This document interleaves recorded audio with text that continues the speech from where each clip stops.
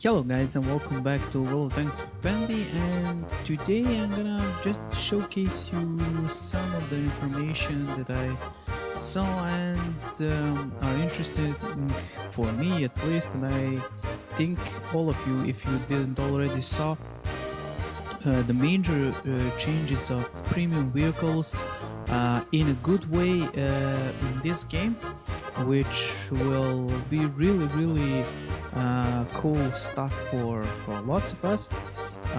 Let's start with the changes on the Super Pershing. The Super Pershing was, well, it had its all around armor buffed last time when it got HD look, and the upper hull and lower hull were just put, basically they put back the armor values like the last time, and now the Super Pershing is getting its AP penetration ammo buff from 170 to 192. This is a huge buff for Super Pershing. I'm telling this as a Super Pershing player. Even though they said it by themselves that Super Pershing often plays the role of the heavy tank. It secures flanks for well-armored vehicle.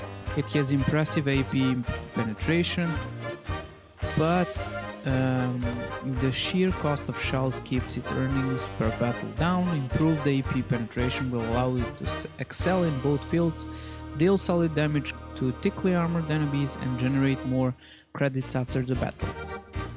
It's a huge buff, but you also need to take into the equation the things that other premium tanks got its buffs as well. So this is not something where you should be overhyped, but this is a significant change when you are going to, well, there will a lot more situations where with all penetration values you wouldn't be so much effective penetrating from, let's just say, different angles, but now it will be easier to penetrate the sides of the enemy tanks with 192 average penetration. It's a really good welcome buff. Now the second thing is that M46 Patton QR Korea, they said that frontal turret armor is going to be raised from 101.6 to 111 millimeters, which I think it is really cool, because this tank was really easily penetrated, and gun mantlet wasn't that great. So I was fighting against these tanks really easily. Now it's gonna at least have that turret armor, which is great. I don't own the M46 Patton, but the people that are having it are gonna enjoy it, and I think it's a really good stuff. Now, well, somebody will question this, but I think that Lova tank was buffed in certain ways in previous patches long ago, and I think that it was sluggish in a way. So yeah, they decided to buff its speed by placing bigger engine. Engine power is increased from 800 HP to 1000 HP, so it's well, that Maybach engine will definitely give Lova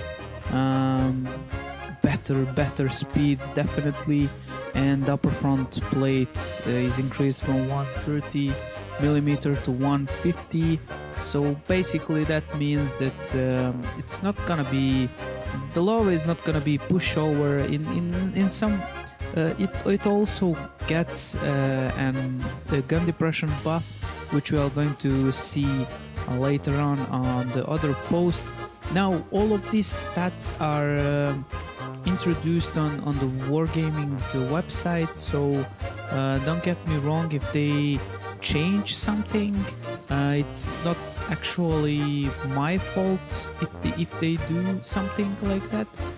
But anyways, T-34 got well, it got gun handling and view range buffs. So now there is decreased dispersion of the hull traverse on the mole from 0.32 to 0.28, which I think it's great, and a lot of people gonna see that improvement.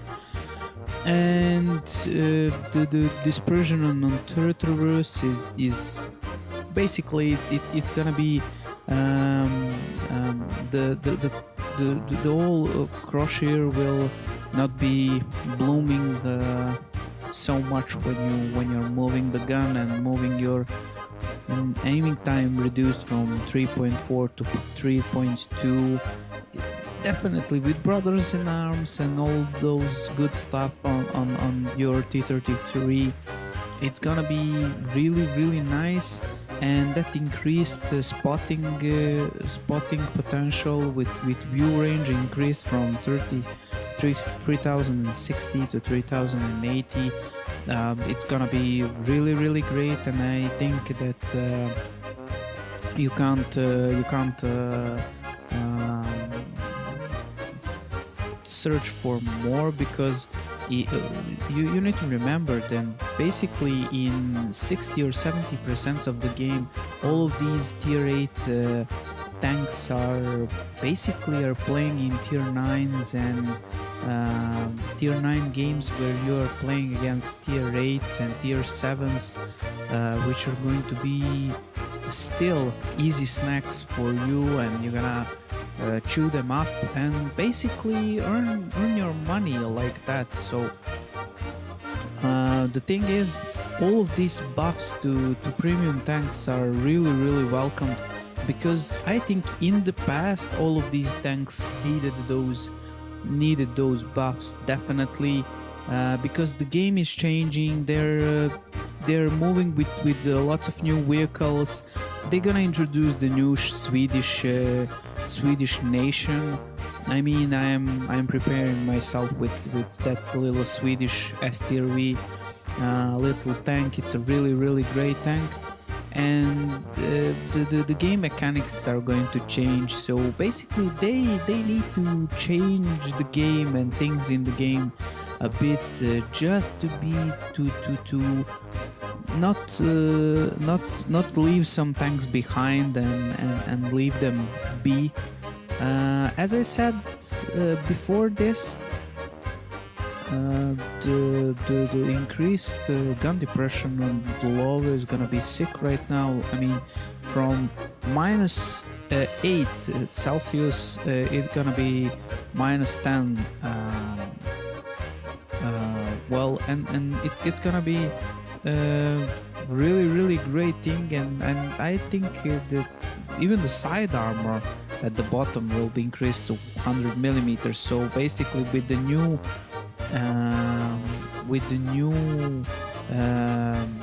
gun penetration mechanic, side scraping with the Love is gonna be even much more viable option.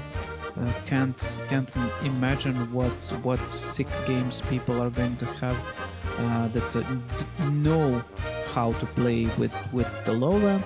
Next thing, we're coming to the FE4202. That was the ex-British Tier 10 vehicle. Sadly for me, I never managed to unlock it in time because I'm struggling with Centurion 7-1. At times it's a great tank, at times it's really pissing. It's getting its top speed buff from 35 to 40 kilometers per hour, and profit is gonna go up for 10%. I guess, hooray. STA2 is going to have its own buff in speed for 10 kilometers per hour, and basically now STA2 will be more liking to STA1, the regular Japanese medium tank, and I had fun. That is going to mean that the Japanese are going to have something they needed from the start. And for a one revolver, I don't know that much information about this vehicle, but basically they're buffing its gun, engine power, gun depression. They're probably gonna change the playstyle of this vehicle. I think with these changes, maybe people are even going to snipe a lot more with it. I don't know, honestly. I never tested out. Always was stomping this vehicle. Don't have that much respect for it, but these changes are looking really good. I mean, I knew that the gun was derpy and the aiming was really derpy. Now aiming time is reduced from 2.8 to 2.4, which is really great. That means basically with Brothers in Arms aiming time, it's gonna be even better. The engine power is getting beefy buff. I mean, from 406 HP to 550. Gun depression angle increased from -7 to -10. I mean, dispersion is buffed from 0.16. I think this vehicle as well, with that beefy, not so accurate gun, was needing a change. Then the next thing is the Panther 88 with that long 71 L71 gun is getting buff in hold reverse. I guess it was sluggish. The last time I checked it on test server, it was a kind of sluggish vehicle. With this buff from 38 to 40 degrees per second, I think it's going to be a viable thing, and buff in horsepower from 60 HP to 700 HP. It's gonna be definitely bestial thing. And at the end, one of my favorite vehicles, favorite premiums. I love my Super Pershing, but WZ111 is tank that I grinded my ass off. And basically, the thing is, I really like this vehicle just because it had speed, it had some armor, and it had derpy gun, which was not that difficult for me to master.